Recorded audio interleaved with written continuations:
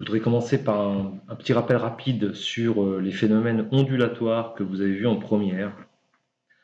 Par exemple, quand on fait tomber une goutte d'eau à la surface de l'eau, elle produit une déformation du milieu, et donc il y a une onde qui a une forme circulaire et qui va se propager, qui va s'éloigner de la source, de l'endroit où la goutte d'eau est tombée.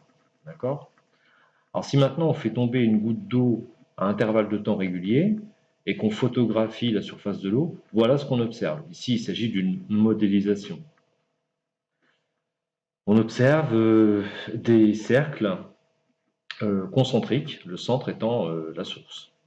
Donc le temps s'écoule et bien la perturbation, elle se propage de proche en proche en s'éloignant du milieu et vous voyez dans les deux directions, c'est-à-dire dans les deux directions permises par le milieu, c'est-à-dire à la surface de l'eau. Alors, la durée qui s'écoule entre la chute de deux gouttes d'eau successives, cette durée-là s'appelle la période. C'est effectivement un phénomène périodique que je peux simplement mesurer avec un chronomètre. En observant la vidéo de la chute des gouttes d'eau, et puis je mesure la durée qui s'écoule donc entre deux chutes de gouttes successives. À t égale à 0, une goutte tombe. L'onde se propage en s'éloignant de la source. Une période plus tard, une deuxième goutte tombe.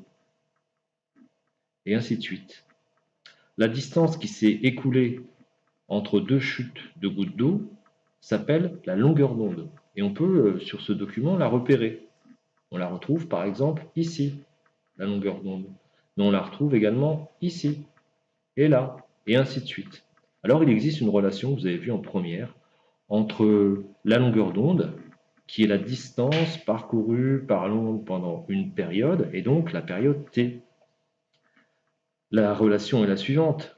La vitesse de l'onde v à la surface de l'eau, eh bien c'est la distance parcourue, lambda, pendant quelle durée? La période. Attention aux unités, lambda est en mètres, t est en secondes, v est en mètres par seconde. V comme vitesse, mais pour une onde, on appelle ça plutôt la célérité de l'onde. Vous savez depuis la classe de seconde que la période est en fait l'inverse de la fréquence. Donc si vous remplacez ici 1 sur t par f, vous avez une deuxième relation, mais en fait qui revient au même que celle que j'ai déjà écrite. La célérité de l'onde, c'est la longueur d'onde fois la fréquence. La fréquence est en hertz, la longueur d'onde en mètres, et la célérité en mètres par seconde. La fréquence est imposée par la source. Imaginez que vous faites l'expérience chez vous, vous pouvez faire tomber des gouttes d'eau avec une fréquence plus élevée. La vitesse ou célérité, elle est imposée par le milieu. On pourrait faire l'expérience avec une même fréquence de chute. On pourrait utiliser comme liquide de l'eau, et puis dans une autre cuve, on pourrait utiliser de l'huile.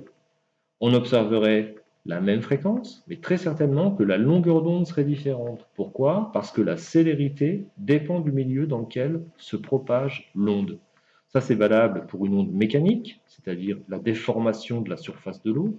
C'est valable pour une onde sonore, qui est aussi une onde mécanique, mais c'est aussi valable pour les ondes électromagnétiques, comme la lumière.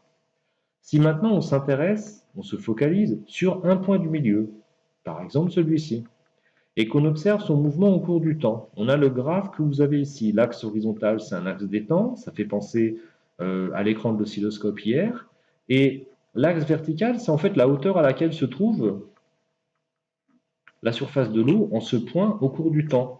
Ben, vous voyez que ce point, il a un mouvement périodique et sinusoïdal. Donc sur ce document-là, ce que je peux facilement mesurer, c'est une durée particulière qui s'appelle la période. Donc j'ai deux documents intéressants. Sur celui-ci, je pourrais mesurer la longueur d'onde.